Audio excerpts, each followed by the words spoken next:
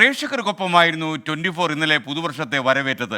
മറിച്ച് പറഞ്ഞാലും തെറ്റില്ല കേട്ടോ. അത്രമാത്രം പ്രേക്ഷക പിന്തുണയാണ് 5.5 മണിക്കൂർ നീണ്ടുപോയ 24ൻ്റെ പുതുവത്സര പരിപാടിക്ക് ലഭിച്ചത്. ഒരു രീതിയിൽ പറഞ്ഞാൽ പ്രേക്ഷകരും നമ്മൾ ഒന്നിച്ച് യാത്ര ചെയ്ത 5.5 മണിക്കൂർ. ഈ പുതുവത്സര ആഘോഷ പരിപാടികൾ ആരംഭിക്കുകയാണ്. ലോകം മുഴുവൻ 2024 കാലെടുത്ത് കുത്താൻ തയ്യാറെടുക്കുമ്പോൾ നമ്മളുടെ പ്രത്യേക പരിപാടി വെൽക്കം 2024. സ്ക്രീനിൽ 24 പ്രേക്ഷകർക്ക് ഇഷ്ടപ്പെട്ട combo SKN, S Vijayakumar, Hashmi Taj Ibrahim. ഇപ്പോഴത്തെ അവസ്ഥയിൽ ഈ അതായത് ഹാഷ്മി താജ് ഇബ്രാഹിം ജീവനോടുണ്ടോ എന്ന് ചോദിച്ചാൽ അതിനകത്തൊരു സാങ്കത്യമുണ്ട് അല്ലേ വിജയകുമാർ? എന്തുകൊണ്ട്? കൗണ്ടറുകളും മറു കൗണ്ടറുകളുമായി പുതുവർഷ പുലരി വരെ നീണ്ട പരിപാടിക്ക് ലഭിച്ചത് വൻ പ്രേക്ഷക പിന്തുണ.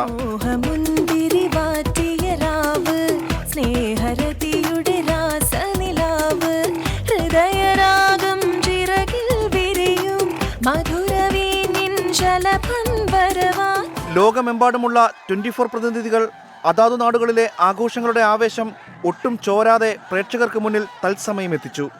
ആഘോഷത്തിൽ റിപ്പോർട്ടേഴ്സും പങ്കെടുത്തപ്പോൾ മറ്റ് ചാനലുകളിലെ പ്രതിനിധികളും 24-നൊപ്പം. മീഡിയ അവിടെയിലെ ഷിജോ കൂടി എന്നോടൊപ്പം ചേർന്നു. ഷിജോ, എങ്ങനെയുണ്ട് ഈ വർഷം? അമേരിക്ക 2023 അടിപൊളിയായിരുന്നു. 2023 എനിക്ക് എന്നെ സംബന്ധിച്ച് ഒരുപാട് സന്തോഷത്തിന്റെയും ഒരുപാട് പറയാനുണ്ട്. പക്ഷേ അതൊന്നും പറയുന്നില്ല. 2024 അങ്ങനെ തന്നെ ആവട്ടെ.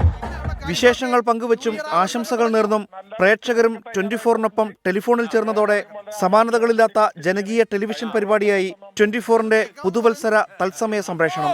9, 8, 7, 6, 5, 4, 3, 2, 1, 0.